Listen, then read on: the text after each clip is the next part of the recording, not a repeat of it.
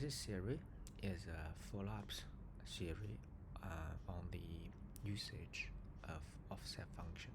So today we're going to be looking at how we can use offset function to reference a dynamic changing list.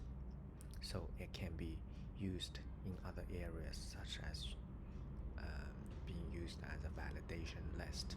So here's what we're gonna to be able to do after this tutorial. So right now what you're looking at here is a drop-down list, and this drop-down list is actually referencing A, B, C, D as we displayed on the B column. So if I add an element under the list items, this particular list will correspondingly change. So I'm gonna show you how we can do this.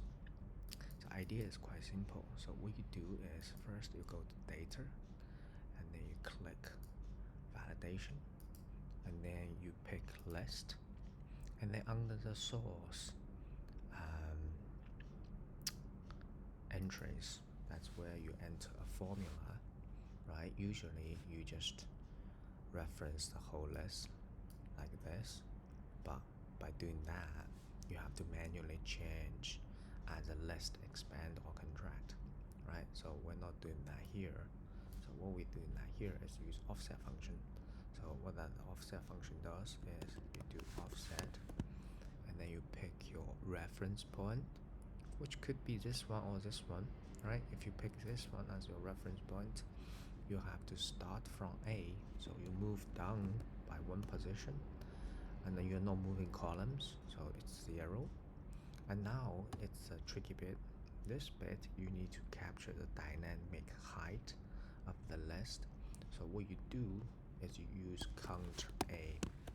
So what count A does is basically help you to track how many items are under this particular selection. And then finally the width is still 1. And then now you're all set. You click OK.